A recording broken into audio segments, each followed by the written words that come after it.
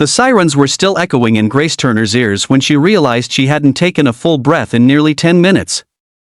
It was the night the world seemed to split open beneath her feet, the night everything she thought she understood about life in Washington state shattered into something unrecognizable.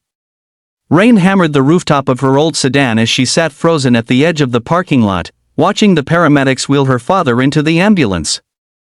The red lights cut through the darkness like jagged ribbons, flickering across her trembling hands. One moment she had been pouring coffee for customers at the diner, and the next she was racing across the city after getting the call every child dreads. Now she stood helpless, soaked in cold rain, unable to process how fast life can change, how quickly the people we love can slip through our fingers. Before we go deeper, if you believe in kindness, in quiet strength, in second chances, and in moments that define who we become, please take a moment to like, comment, share, and subscribe to the channel. She tried to kiss me while drunk, and I said, if you were sober, I'd make the first move. It helps this story reach more hearts. Grace followed the ambulance to St. Augustine Medical Center, fighting the rising panic in her chest. Her father, Ronald Turner, had always been her anchor, a hard-working mechanic who carried the weight of their small world without complaint. Ever since her mother passed 10 years earlier, he had taken on both roles with a quiet tenderness that made Grace believe that broken people could still be good parents. But now he was unconscious, his face pale and still, as tubes and wires surrounded him like a cruel halo. A stroke, the doctors said. A severe one. And because insurance never covered enough, the bills would be devastating. Grace felt her knees weaken as she sat by his bedside, listening to the rhythmic beeping of the monitor, each sound reminding her of how fragile everything truly was. Life didn't pause for her grief. In the days that followed, she split herself between the hospital, her shifts at the diner, and the suffocating silence of their small home in Tacoma. She moved through each day in a fog, trying her best not to break in front of others. But when she returned home late at night, dropping her keys on the kitchen counter, she often found herself sinking to the floor, tears slipping silently down her cheeks. The world kept moving, customers kept ordering food, buses kept running, bills kept arriving, and yet Grace felt stuck, suspended in the kind of heartbreak no one prepares you for. The only person who truly noticed her unraveling was a co-worker named Mark Sullivan, a soft-spoken young man with the kind of gentle eyes that belonged to someone born with more empathy than he knew what to do with. He didn't hover or pry, he simply showed up, bringing her hot tea on her breaks, walking her to her car at night, offering quiet company when she didn't have words left to speak. He had been new at the diner, a recent transplant from Texas trying to start over after a stretch of bad decisions and worse circumstances. But something about his sincerity broke through her numbness, even if she tried not to admit it to herself. One late evening, after a long shift and an even longer day at the hospital, Grace found herself sitting in her car outside the diner, exhaustion pressing heavily against her bones.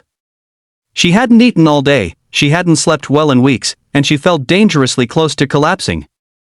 Mark tapped gently on her window, his expression full of concern. When she rolled it down, he leaned slightly closer, rain dripping from the brim of his cap. He didn't say much, just asked if she was okay. And for the first time in weeks, Grace let herself speak the truth. She wasn't okay.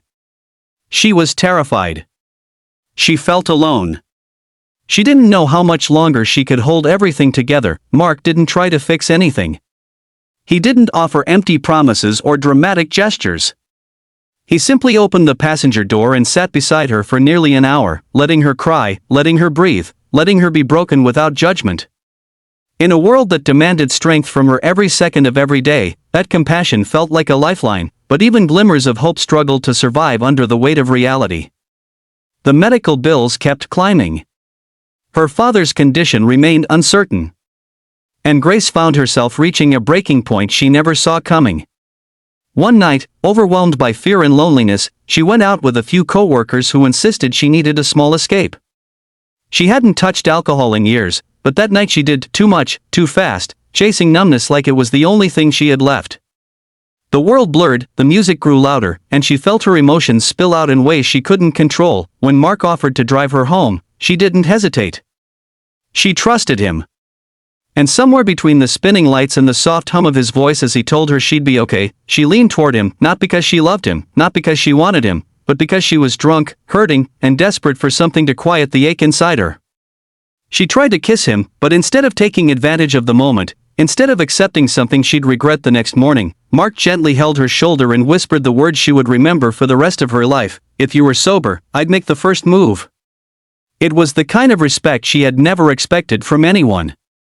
It cut through the haze, grounding her, reminding her that maybe the world still had good people in it, people who saw her worth even when she didn't. The next morning, humiliation washed over her as she remembered the night before. But when she saw Mark at the diner, he didn't tease her or avoid her. He simply smiled softly and asked how her father was doing. That single act of kindness, that refusal to treat her like a mistake, changed something inside her. Grace realized that sometimes the people who walk into our lives quietly are the ones who end up saving us. Weeks passed, and slowly, painfully, her father began to show signs of improvement. His eyes opened, his grip grew stronger, and though he couldn't speak clearly, he recognized her. Grace cried in his arms, relief overwhelming her. She knew the road ahead would be long: therapy, financial strain, lifestyle changes, but she wasn't as alone as she once felt. She started taking better care of herself. She asked for help. She let Mark become part of her life in ways she previously resisted, not because she needed saving, but because she finally understood she didn't have to face everything alone. They spent evenings walking near Ruston Way, sharing stories about their pasts, acknowledging pain, and learning to appreciate small joys.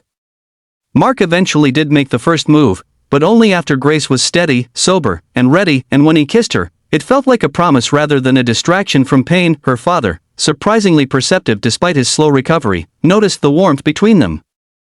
One afternoon, during a quiet hospital visit, he managed to squeeze her hand and offer her a tired smile that said more than words ever could.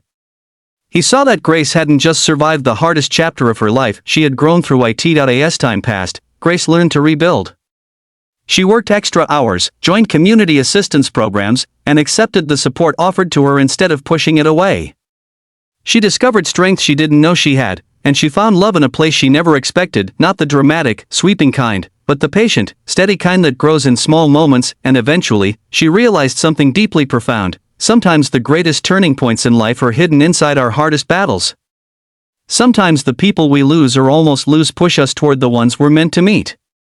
Sometimes heartbreak cracks us open just enough for light to finally get in. If this story touched your heart, please take a moment to like, comment, share, and subscribe. Your engagement helps bring emotional stories like this one to more people who might need them. She tried to kiss me while drunk, and I said, "If you were sober, I'd make the first move." Let kindness guide the way.